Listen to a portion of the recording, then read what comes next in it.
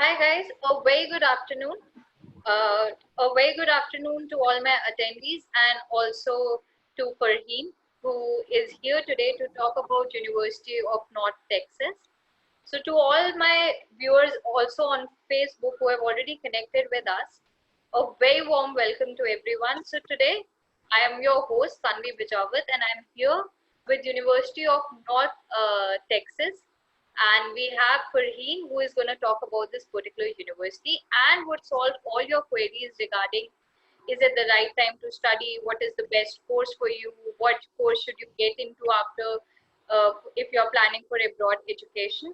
So as we all know that the entire world right now has been hit by COVID-19, but yet all these universities have tried to stand tall amidst it. They have tried to have maximum ways out even while providing online classes or maybe providing relaxation in the application process so that your dream to study abroad is uptight and up full straight. So we have Farheen.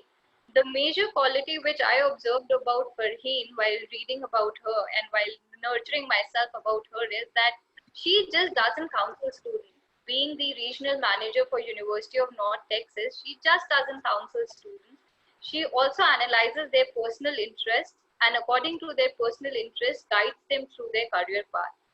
So she is here to answer all your queries, even if you're confused regarding your course and what actually you should do ahead if you're planning for your education in US. So the flow of the webinar would remain very simple. We'll have Farheen who will talk about the university. Once we are done with that, we'll be answering all your questions. So people who are with us on Facebook, kindly post all your questions in the comment section so that we can address all your queries once we are done with the presentation. And for the people who have connected us here in the Zoom call, you would be seeing a Q&A box on your screen. Please keep posting your queries only in the Q&A box. So over to you, Farheen. A very warm welcome. Thank you so much, Tanvi. Thank you so much for introducing me in the university. I'm so glad that I got an opportunity to do a session with Collegedunia. We will now start the presentation. I also would like to thank all the attendees here and on Facebook who are with us and spending some time to listen to the university's USPs and how a US university is trying to cope up with all that we are doing between in the midst of these crises. Now I will share the presentation, and as Tanvi mentioned, we will also have a Q&A round. So in case if I miss out anything or any information or any questions that you would like to particularly ask about your own profile, feel free to comment them in the comment section or in Q&A box, and we will also try and respond to as many of them as possible in the short time. So now I would like to talk about University of North Texas. I hope everyone can now see the slide. Perfect. So University of North Texas, as the screen points out, the name itself says Texas, which means we are based out of Texas. And it's established in 1890. So it does say that we are very, very old university. We are about 140 years old now. So which means that not just being a public or a state university, but we are also very old. That would help students a lot because our experience really matters in that. Moving on, I'll also like to show you where exactly we are in the US map. So as the pointer says, we're located in Denton City in Dallas-Fort Worth area.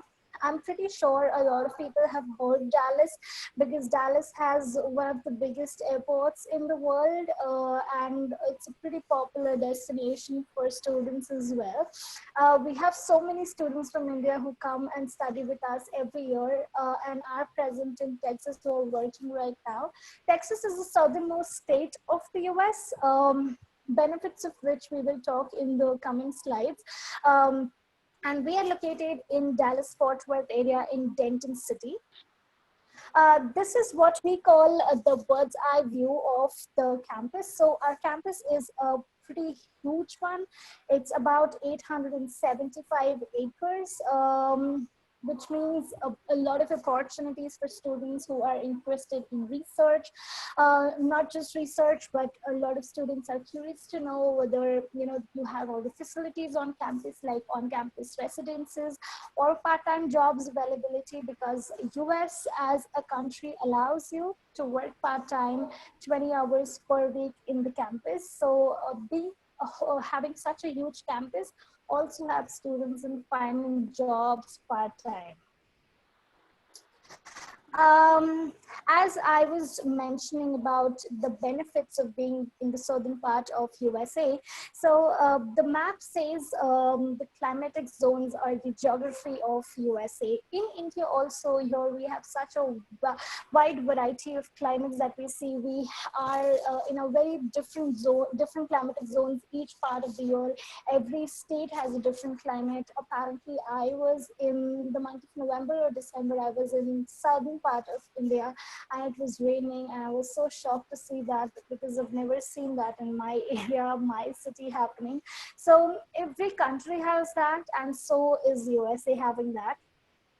We are located in the hot and humid part of the US. Why is it important for you? Obviously, is because you are going there to study, and studying means comfort as well. That's very important for you, because you are going there to make your career. You're going to be requiring a lot of folks to study there, which also impacts if somebody has a weaker immune system. And now apparently we know how important immune system is with the COVID-19. So we're located in hot and humid climatic zone. Although we have the ocean very close to us, because we're in the northern part of the Texas region, it's still very hot and humid, but not hot and dry, but not in hot and humid there. We have chilly winds in the evenings, and a slightly hotter climate in during the day, which apparently is the climate here in most of the states in India, and thus you'll find very comforting over there when you go and come and study in Texas.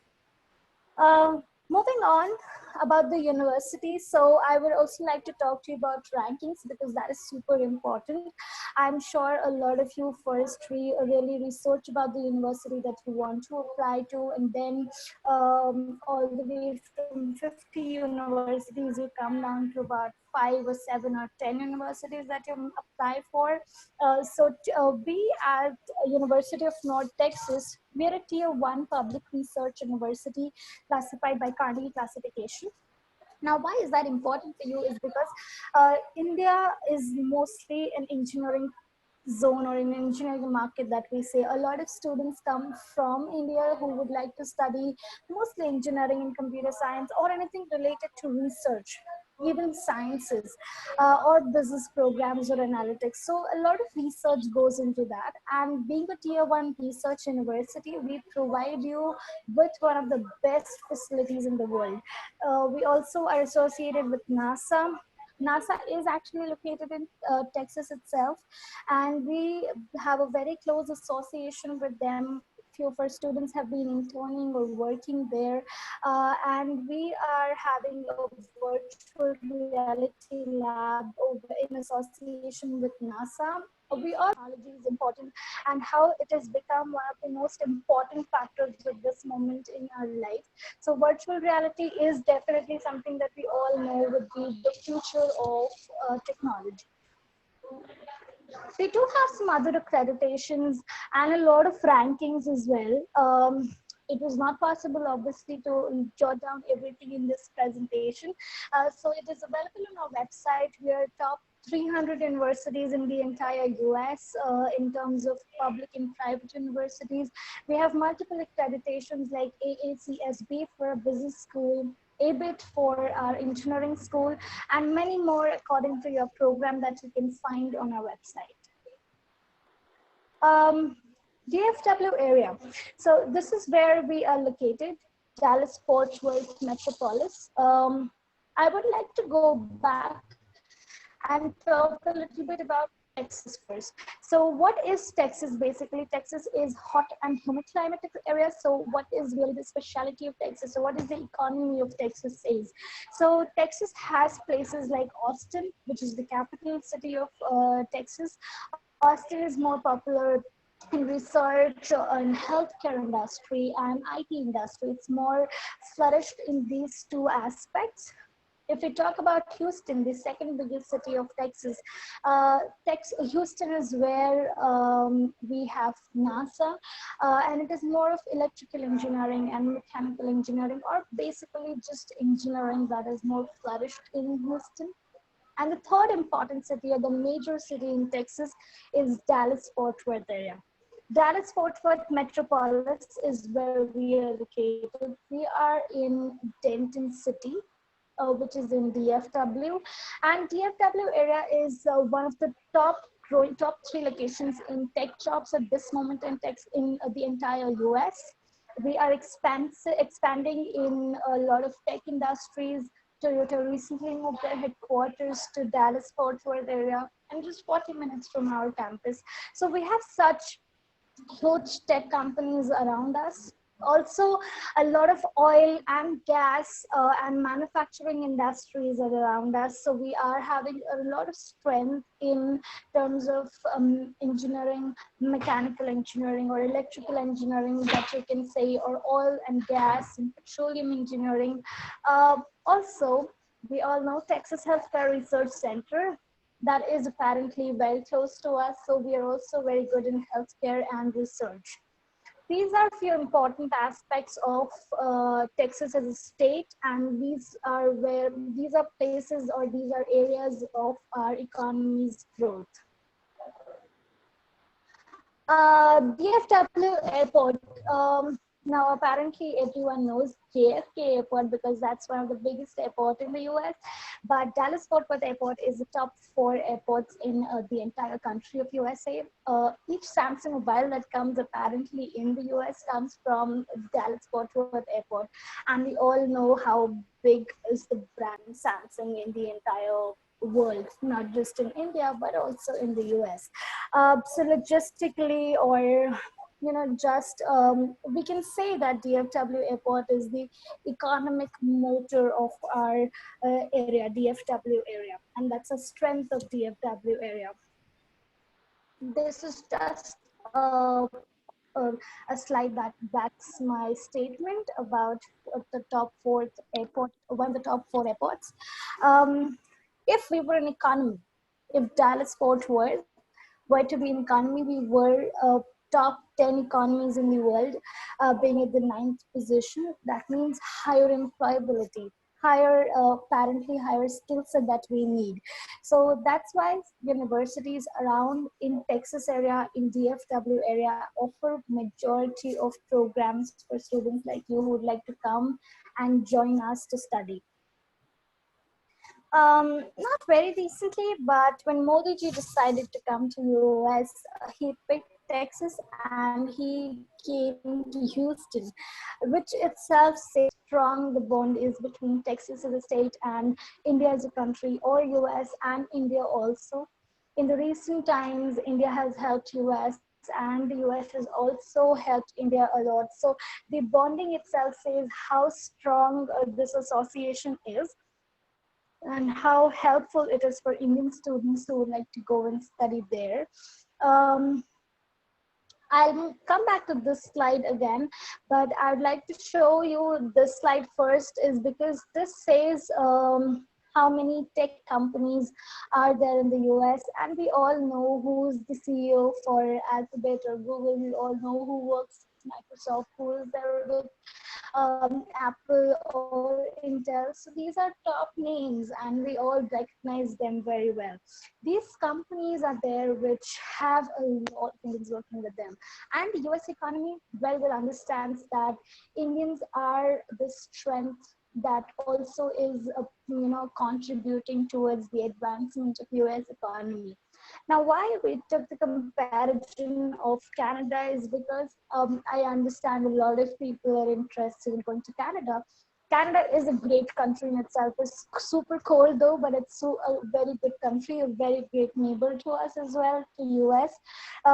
But yes, if we compare the technical or the tech industries along with the other industries in Canada, it definitely we can see that there's a huge difference. If a student comes from an engineering background or a technical background, coming to the US is one of the best choices that they can make for their career. We'll move on to the previous slide now. We all know when Trump came in 2016, there was so much happening. We had one of the worst recruitment years as well, to say very few students went at that time to study in the US, and that did affected the economy as well, and which Trump has realized so far. So he's also very well aware that how much Indians contribute to the US economy. So he's all there are so many news that comes in. A lot of people, a lot of students apparently get in touch with me saying, ma'am, will the OPT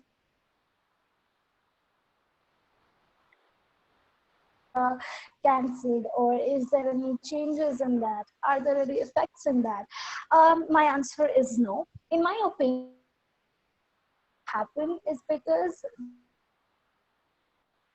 now after such a big crisis, they need to come back, and every country is trying their best to be back on their feet. Even India is trying to do that. So we all know that we need support. We need the economy to be developed, and that can only happen when there is a contribution of international students who will come and study there. And no one can deny this statement that Indians and Chinese are one of the top international students communities that are studying and will study in the US. Uh, with COVID cases, yes, that's a big matter of concern, right? That is this the right time to go? Because if I am going, if I am getting affected, it's going to be a big trouble for me being in a completely different country with nobody around me who can take care of me or support me. Obviously, is this the right time to go? My answer is yes, this is the right time to go. It's because there are very limited jobs now. We have seen so many layoffs and furloughs that have been going on here and everywhere in the world. And we know now that the economy will take some time to come back. And what best than now to contribute towards your studies, to make use of this time and get yourself ahead of the game, right? It's this time, because when the economy will reopen, when things will be better in about a year or 2 years or 3 years, you would be already graduated with a undergraduate degree or a master's degree, which will also help you, because now there'll be a lot of changes. There'll be so many new courses, new additions, which is towards the development of the economy. Like, everyone is going to learn about artificial intelligence. Even now, if you are a business student, you would still need to know a lot about computers, because that's what we are in right now. We are connecting digitally. I am not in Delhi. You are not here in Pune. We are connecting digitally. So we all know now that everyone will need to do that. And this time is the best because there are limited jobs. So either you'll have to settle for something that you're not willing to, or you will have to struggle a lot.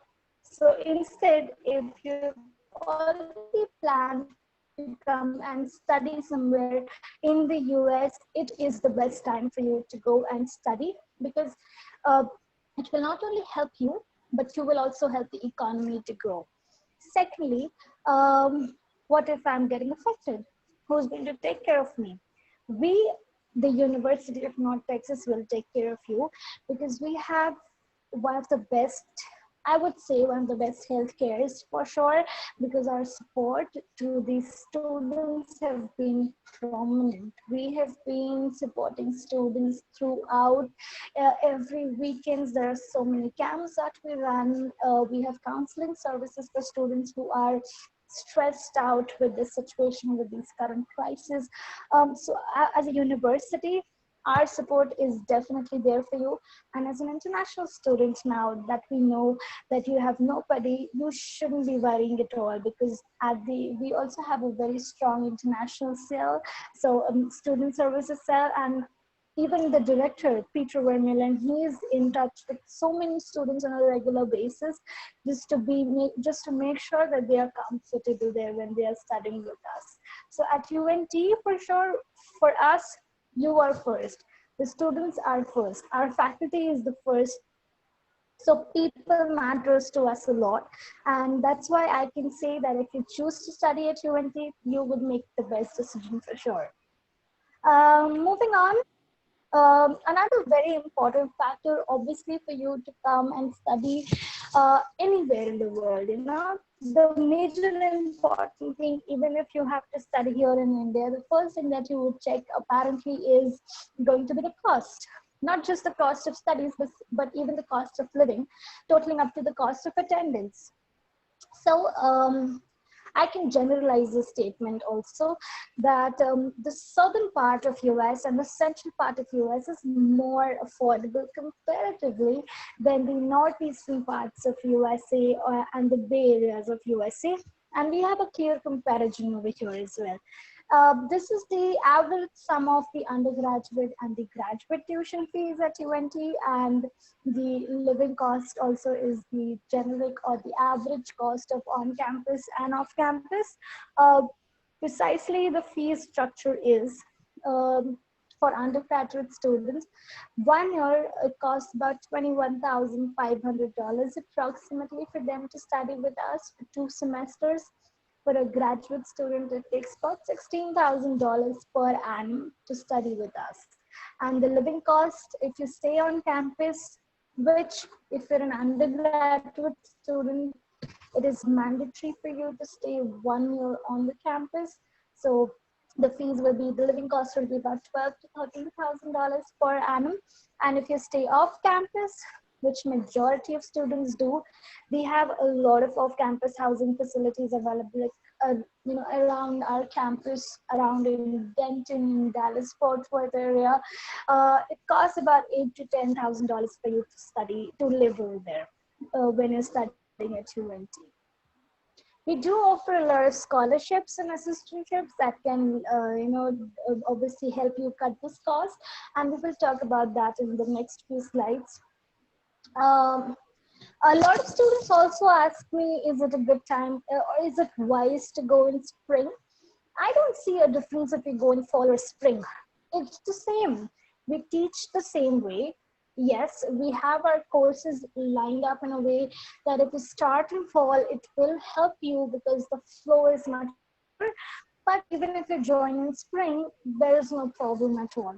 We have a summer intake, which is a very small intake, but it is mostly for a lot of continuing students. We do not want international students to join because it's a very small duration that we have.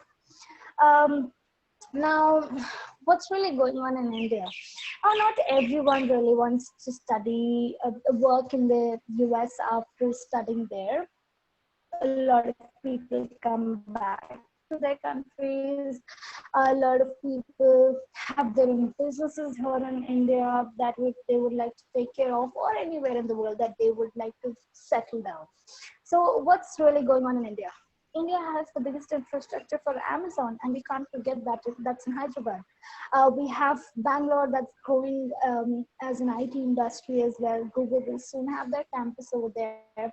This is about IT, but not to forget, we also have a lot of pharmaceutical industries. We have a lot of engineering around in central India, in the southern part of India. So even if you come back to India, your degree from the US is really going to really going to help you and keep you edge over above other students, because you studied in India. If you study in India, we get a very descriptive course curriculum. Your electives are these, you have to study these, you have to take these exams, and then you get your degree. But in the US, it's not like that. You have a lot of assignments throughout your master's or undergraduate degree. You have to do a lot of lab work. You have courses that you can select in multiple domains. If you're an engineering student and you are passionate about music, we also have a college of music, and you can actually take courses from that as well. So US gives you that I would say the freedom to choose courses from multiple domains, which in India apparently is missing, and that will also help you in your career for sure. um, Obviously it's the next gen here. We see cars, obviously we never really thought, 20, 30 years back, I never thought that I'd be able to drive a car which is automatic. And I do that right now. So because obviously manual cars are very difficult for us, because obviously it's a girl driving, and we all know that we cause more accidents than the men. It's because we never use gear vehicles, right?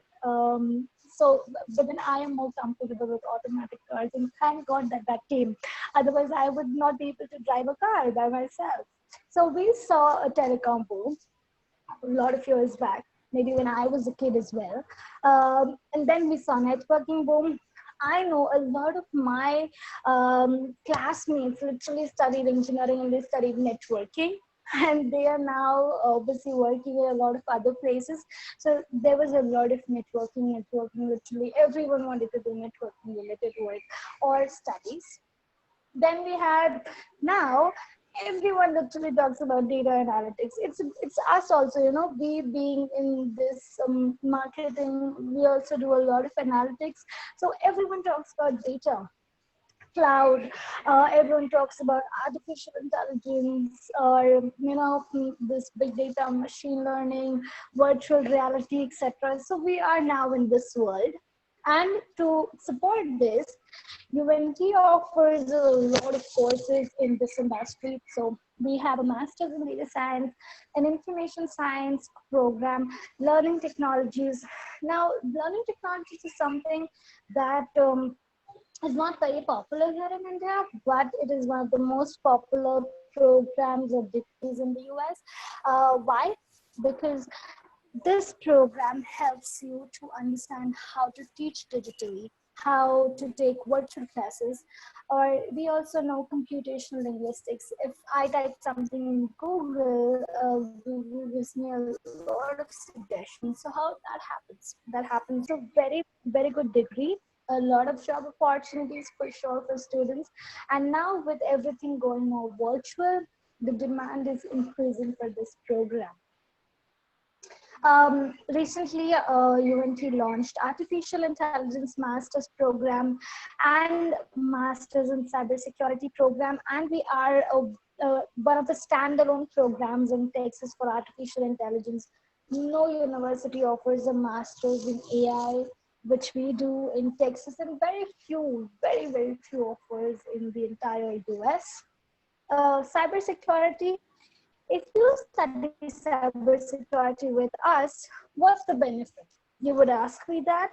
So the benefit is that we are the university which works closely with the Department of Homeland Security, and we work on the projects directly from them. So students get hands-on experience. It's like, you get to learn more, obviously, when you are working in such a domain, in such a close collaboration.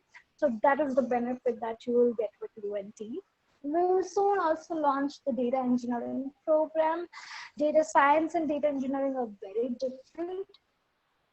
And that's why, because the demand of data, or the data that's generated, is growing, there is a need to have a data engineering as well. We also offer business analytics programs and analytics programs in data. We are one of the very few universities which offer these STEM concentrations, MS Business Analytics and MBA Business Analytics, and one of the very few universities which offers a bachelor's in data science as well. So this is what we have as a strength at UNT, and that's how we contribute to the Texas economy, to the US economy. Students who come with us study these best innovative programs.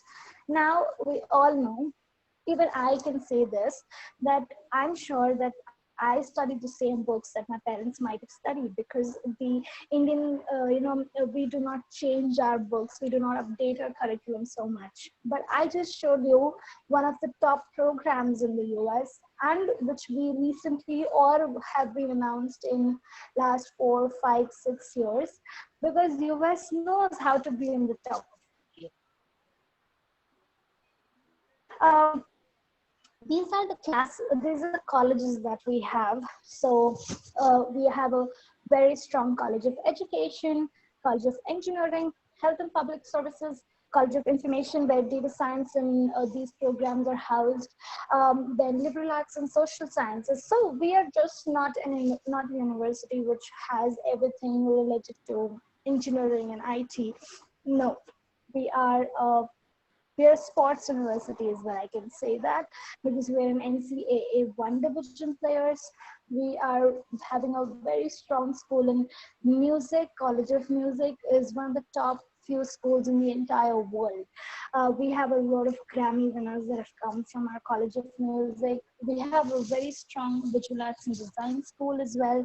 So not just that we focus on STEM programs, but we have a very strong other colleges as well, because now in India also, couple of years back, everyone would just want to be a doctor or an engineer, but now there's so much of variety. A lot of people are getting into visual arts related studies, or just in tourism or hospitality or in liberal arts. So we are also expanding our horizons here in India. And we offer all these programs for sure at UNT. These are the admission criteria. Just a basic information for you.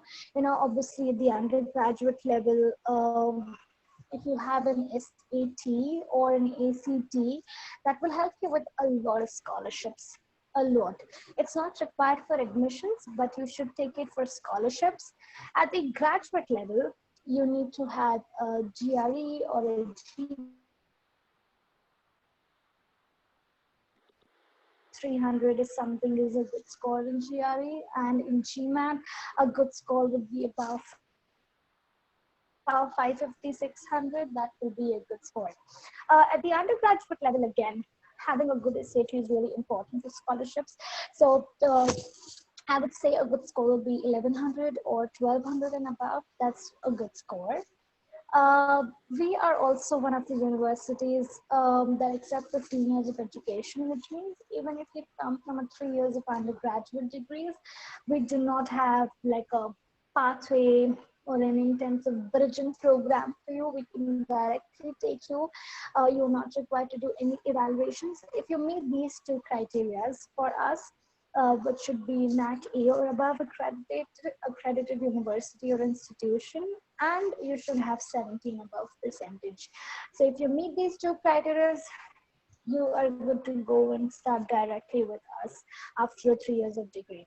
Um, Exams and competitive tests. So Duolingo, now it's a household name now in India, just like IELTS or TOEFL. Duolingo is very popular now. We were accepting Duolingo for about 2 years now, but then we never promoted here in India because nobody knew it such. But now that everyone knows, we accept 100 in Duolingo.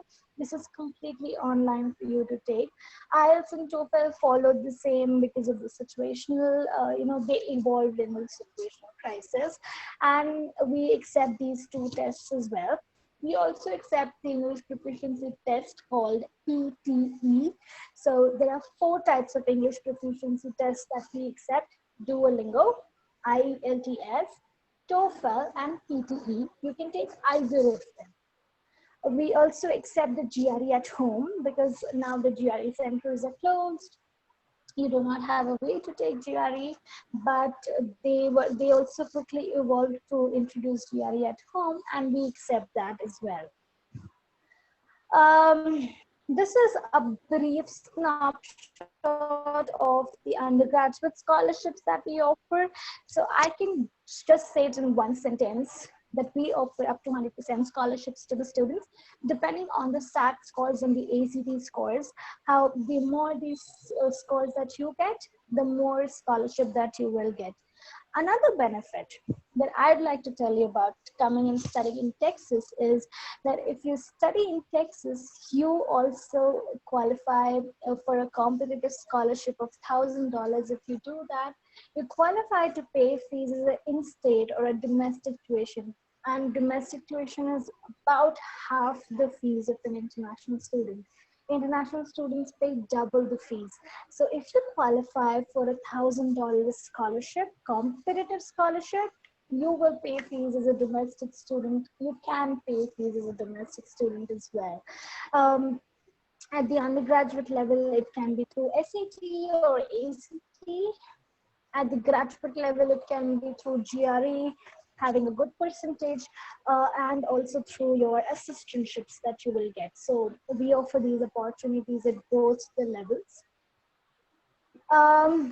What is happening with COVID and how did we, adjusted ourselves? So we definitely immediately moved online. We are a very huge campus. We have about 39,000 students studying with us. Imagine the number of students that are there on campus every time. So 39,000 students is a big strength. We moved all these classes online. Our professors quickly changed the curriculum, requirements as well. So we moved for spring and we continued for summer one as well. For summer two, though, we will be back on the campus. The campus is reopening in phases with all the social distancing norms in place. We will have masks for students, sanitizers for students everywhere, so that they can, obviously keep themselves safe and others safe as well. We have also moved now. We will change from being just a 5-day working university to 7-day working university, which means the classes will now be offered all through the week. So weekends also there will be classes, so that we'll have more classes in person. We'll have more people who can come, more students who can come and study on campus with us. We extended the deadline till June 15th for fall 2020, and the spring intake, which is the spring 2021, is also open. We were one of the first universities to start giving GRE, GMAT waivers. The sooner we realized that the centers are closed, students have issues, we waived it off for College of Business, and soon after College of Engineering followed as well. We had a lot of sessions where students directly communicated with their deans and professors and understood how they will teach them, in this crisis, or how are they planning to move their studies online or in a hybrid learning way, which means some classes online, some classes offline, mostly lab work, obviously offline. So we had a lot of sessions that we conducted very recently. And we are just now waiting for is the embassy to announce when are they planning to reopen, so that the fall students can start booking their appointments for visas and plan to come on the campus. Um, what do you need to apply? Obviously, you need a lot of your academic documents to apply. You also need letters of recommendation, SOPs. Sometimes you need to undergo an interview, but not always. It's just maybe for College of Business that we need interviews, or PhD applicants. So we need a lot of documents from your side to make sure that you are a fit for our university. And you can email these documents to us after you make an application online. From the visa perspective, if we say, the visa offices are more concerned about whether you're a genuine student or not. So remember the point I asked, or you ask, a lot of students ask me, is this a good time for us to start? Or, do you think it's a good time for us to take the classes online? I say yes, is because you prove the visa officer that come what may, or what will happen around me doesn't bother me. I kept my studies on track.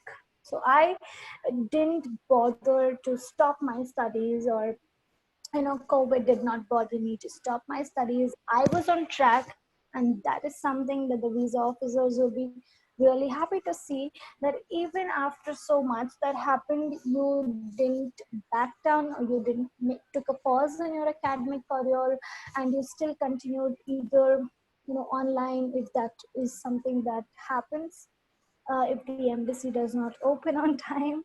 And the second question, obviously, the visa officers have in their mind that you have researched about the university completely or not. So a lot of students also do not know at times where they are going, who's going to teach them. So it's important for you to research about the university as well. It is important for you to take those tests that we just discussed about, the GRE, GMATs, and SATs, because that is also something that that actually denotes that you're a genuine student. Second, obviously, funding. So you have enough money. Obviously, nobody's going to stack up the money in their account. So you have a loan, or you have a scholarship, or you have a resource that will fund you, and that you're not a threat to the society, the university, or anybody there, which means we had a test called MMR that we used to take. Now you may also see universities asking you to bring a COVID test with you, so that we make sure that you're not a threat to anybody else. We have students from all over the globe studying with us, about 130 countries, and 5,000, roughly about 4,000, 5,000 students international who come and study with us. So again, 39,000 students is the total strength, but only 4,000 students international, which means you'll have such a good diversity. You will actually have that American flavor of going and studying abroad, studying at UNT, because we have so many domestic students who come with us and study. A lot of other countries as well, 130 countries. Students from 130 countries studies with us. About 400, 500 international students study from India with us. So it's not like you will have nobody from India, but it will be you will be at a very good advantage, that you can meet so many countries and learn so much about everybody else's cultures as well, because that is also something that you want when you go abroad and study. Career center. Now, why is this important for you? Is in India, okay, I did business or marketing studies to stay here in India, and obviously nobody helped us. We found out our own ways, and we climbed up all by ourselves. But in USA, we have career centers who help you find jobs, who help you polish your skills. How do you present yourself? How should you even write your CV? All of this is actually taught to you in sorts of workshops and lessons and seminars. And you also have a lot of companies that come together and meet you to network with you. That's called a career fair that we organize a lot of times around the year. So we have that as well. These are companies that recruit each and every intake literally from us from UNT. So there are many more obviously, but we could just fit in so many. So you can find out the list of the companies that recruit from our university's campus on the website. I mentioned this already, that Toyota moved their headquarters to Dallas Fort Worth area, and just few minutes away from my campus, from the UNT campus. That's the same thing again. These are some pictures from the campus now that I will show. We also are a residential university, which means we have the residence facility available. If you would like to stay on campus with us, you will be able to have that facility available. And we are a NCAA one division player university, so we also have the facility of sports And very close by, we have Frisco. Frisco is where we also have a satellite campus of UNT. Frisco is said to be the mecca of sports. Dallas Cowboys, a very popular name in football. In soccer, they are associated with us as well, and a lot of students work with them closely. We have a very strong Indian Student Association on our campus.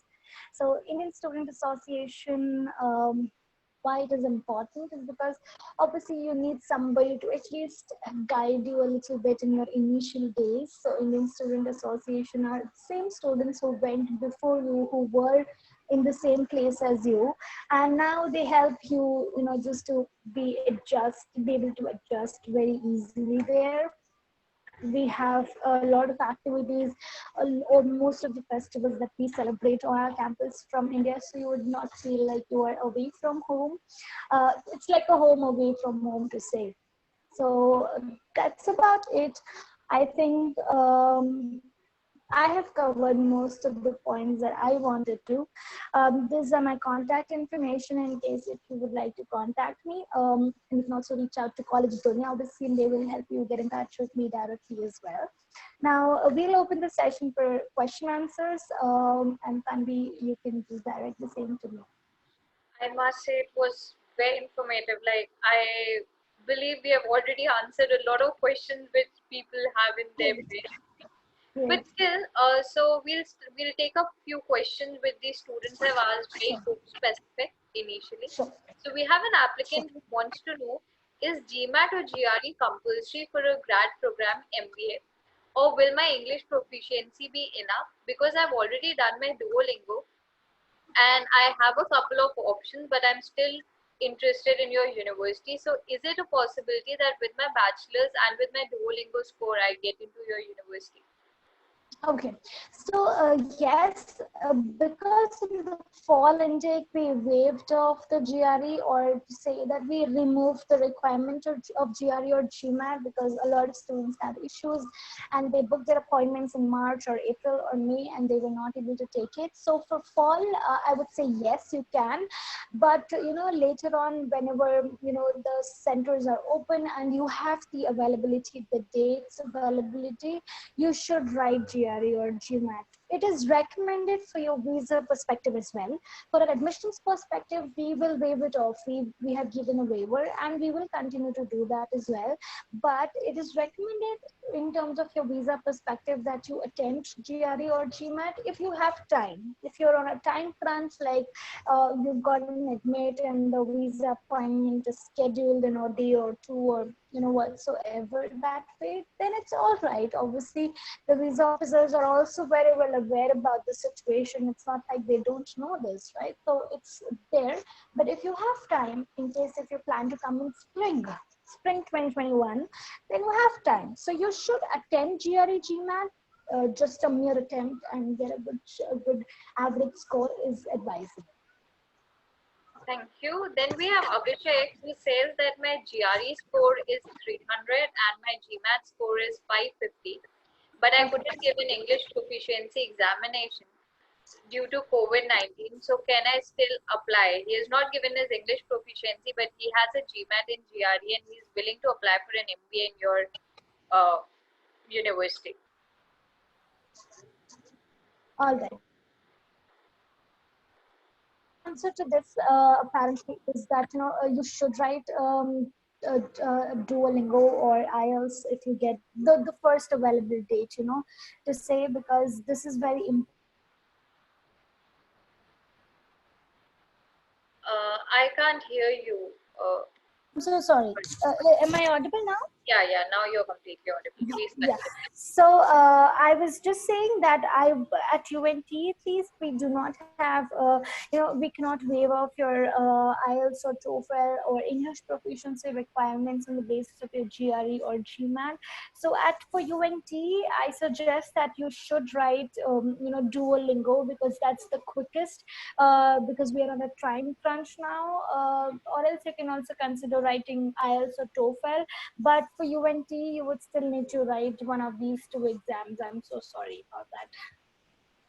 So, Fareen, being like a very generic question, but still a lot of students have asked us about the fee structure. They're wanting to know the fee structure for an MBA program, for a master degree, for an undergrad degree. So, if you can just please again, though, throw a little Sure. light on it. Sure. So for 1 year, which is for 2 semesters, you pay the tuition cost of about, at the undergraduate level of about 21,500 without any scholarships. But please note, at a university like UNT, we do have a lot of opportunities for scholarships. So $21,500 for 2 semesters at UNT. Which is just the tuition cost into four, obviously, because a lot of degrees are for 4 years, undergraduate degrees. And at the master's level, the tuition cost is roughly about $16,000 per annum. $16,000 per annum. That's the tuition cost for 2 semesters, 1 year. And master's courses are generally about of 2 years, so it's into two. We also have something called as grad track, which means 5 years, and both your bachelor's and your master's can be completed together. So you can also apply for those kind of programs that will not only save you money, but also could save you a lot of time. Okay, that's pretty true. Then we have Umar who has asked us this question. Do you provide a bachelor's in technology and mechanical department at your university? And what would be the requirement for it if yes?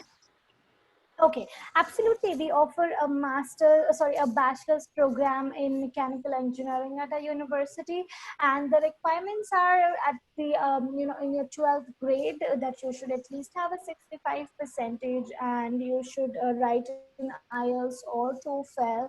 So IELTS that we need for all our programs at UNT is 6.0.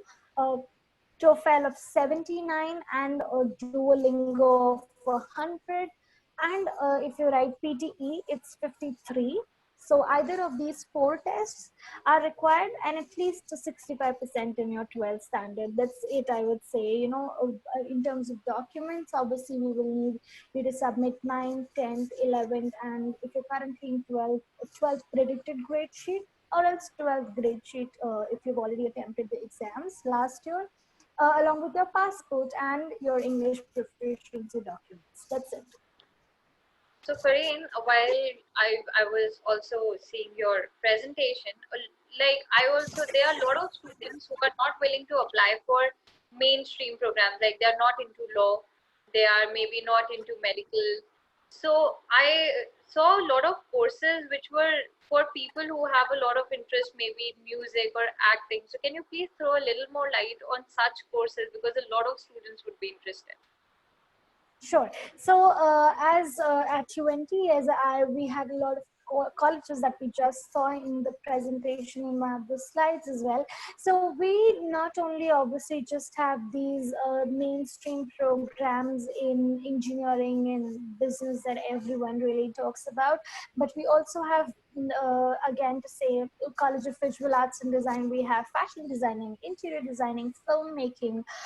We are also very popular for our hospitality, tourism, merchandising programs. So a lot of these programs are also available.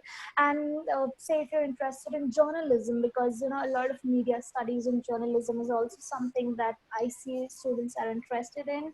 So we have facilities on campus. Like we in a journalism program, to say, we have our own radio station on campus, so students get a hands-on experience about music production, about obviously anchoring, etc. Then we have fashion shows on our campus and in association with the Denton County in itself. So students can present their work. It's not just that you work and you don't have anywhere to present. Say for an example, culinary, hospitality industry. Students actually get an opportunity to sell, or we use those creations that they did already in our dining hall as well. So students get an opportunity to present their work so that they know that they're going in the right direction as well. That's pretty good. So, Fareen, there are a lot of questions which come up because of the SOP, that's the statement of purpose or maybe the personal statement. So a lot of students want to know that what exactly a university looks for in a statement of purpose and what points should they build in their SOP to make it more impactful. Sure. So I think that's a very good question because SOPs is something that students do not understand that it's so crucial. We have rejected two students just on the basis of SOP as well because we need something. It's not you at the university. It's just a document. So only the SOP can say what you are as a student, and it's very important that you make it personalized. Your friend is making an SOP and you're literally just copy pasting everything and replacing stuffs in that and just rearranging the paragraphs is not going to help you at all. First and foremost thing that you should do obviously is to prepare a list of points that you would like to make sure write in your SOP. Please make sure that your SOP should not be very long, should not be very short. It should be at least 1.5 page for sure, at least that much. You should first note down the points. You should also research about the university. Now, obviously, everyone applies, a lot of students apply to multiple universities and not just one. So it's not advisable for you to just submit the same SOP in all the institutions. At least research a little bit about the university, research a little bit about the department, and make sure you include those points. You start writing about the university and say, okay, I would like to come to UNT and study artificial intelligences because I think you are one of the best standalone programs in US and this is what you're doing in machine learning. I would like to learn about it more, and in my background I have done this, and I think it will completely comprehend with what you are doing at your university, and thus I want to apply to your university. And also talk about your projects, extracurriculars and that, but make sure it's not more than 1.5 page. And it should be more personalized because your SOP is your mirror to the department.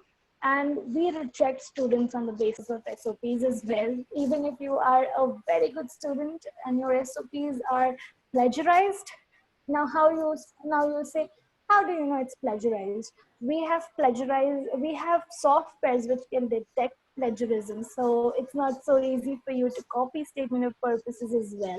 So it shouldn't be plagiarized, it should be your statement, it should be about you. So that's pretty important. That's pretty great as an answer. Then we have Rupshali who has asked us this question: what are the research prospects in biological science, especially microbiology or cell biology?